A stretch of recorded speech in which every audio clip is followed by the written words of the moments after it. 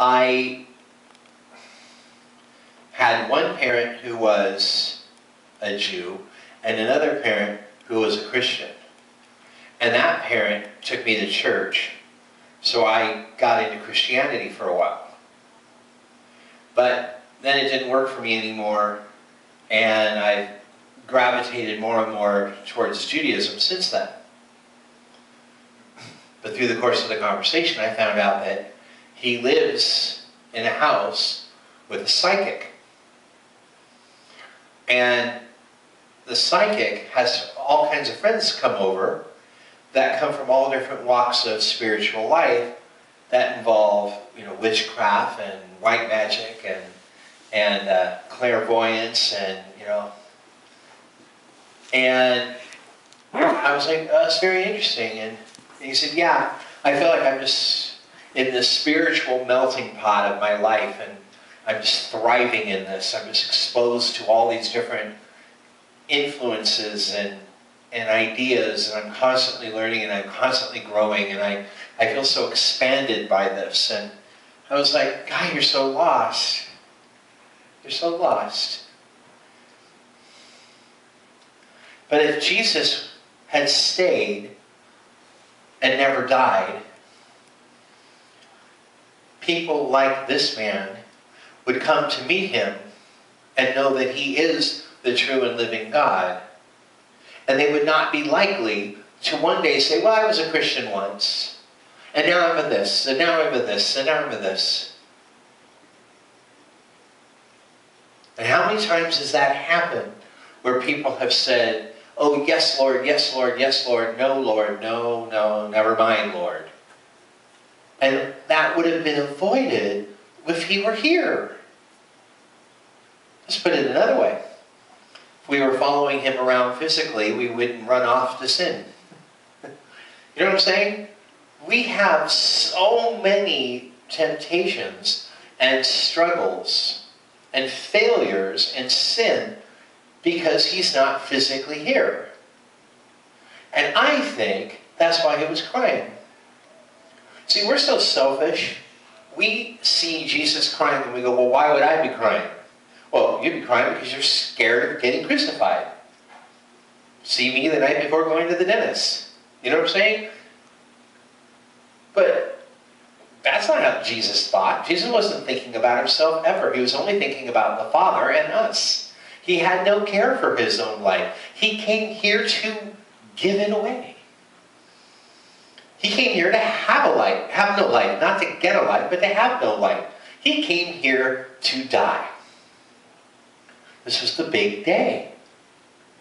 This is the big day. Yeah, what, he's going to cry like a baby in the garden because he's going to have an owie? When after that owie, he's going to go to hell and he's going to rip open the gates of hell and he's going to be reunited with Abraham, Isaac, and Jacob, and Moses. And he's going to say, guess what? I'm the one. I'm the one, David. You wrote about me. It's me. He had to be excited about it. So I was going to say, well, yeah, but first he had to be slaughtered. Yeah. Well, first he had to go from being God to being birthed. I can't imagine what that felt like. I wonder what the physical sensation for Jesus had already been in his lifetime of going from being an eternal being in heaven to being a baby in diapers. We don't ever think about that, do we? We don't ever think, well, how did that feel? We never think about it physically, what happened. I'm allergic to wool.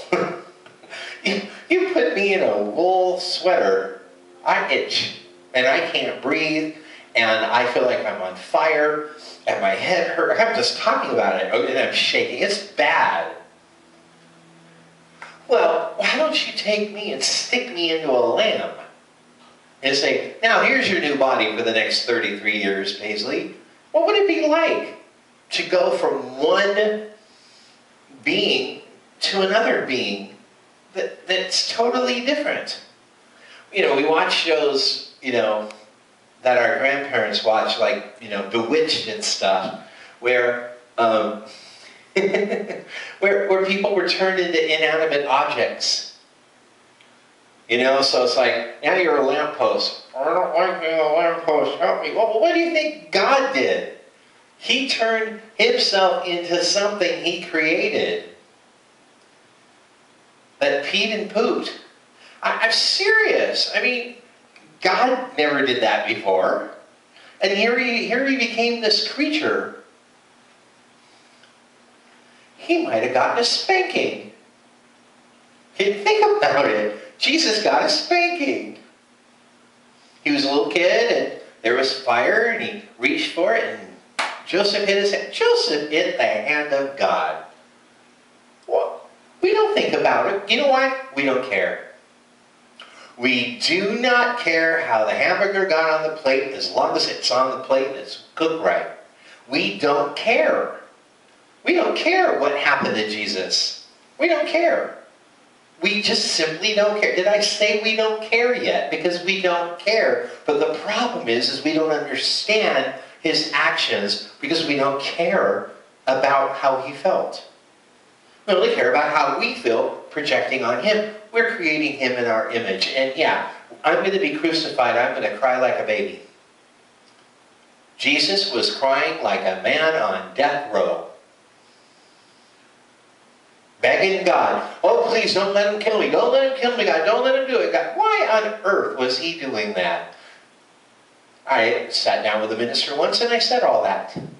And he said, well, Jesus had to face what we face and have our feelings and have our emotions. And this was a human moment for him. And I went, well, that sounds really good if you like the sound of hockey puck. But yeah, you're probably right. And it's probably a reasonable translation. Reasonable interpretation. It's reasonable. I just don't think so. Let's say he was crying because he knew it was going to hurt. Let's say he was crying because he knew, because he was, in prayer for the future of Christianity. And let's say he was crying because it was going to break his heart what Judas was going to do to him.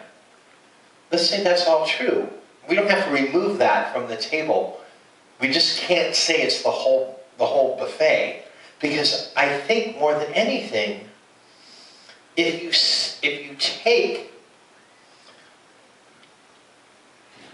take Jesus' final words at Passover and you listen to what he was saying, everything was rooted in, it breaks my heart to leave. It breaks my heart to leave you.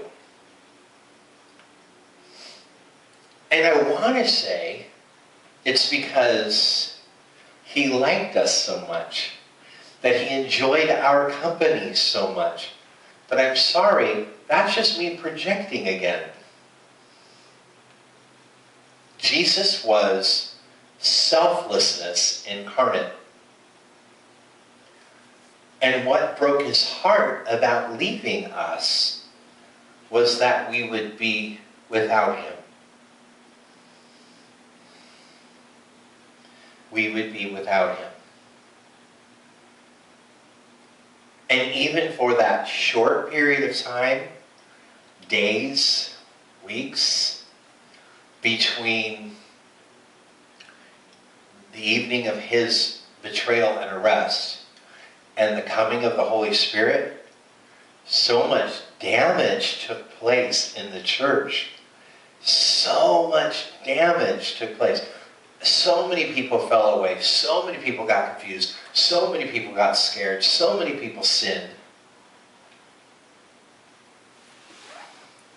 So I said, I gotta go. Now listen, don't do anything. Lock yourself in a room. Because I'm going to say to the Holy Spirit, whatever you do, don't do anything.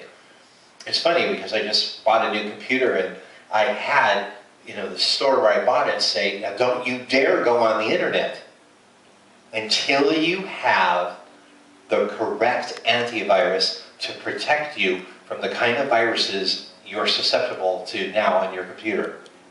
Very interesting. Don't you dare use that thing. It's not safe. Jesus said to his disciples, don't you dare do anything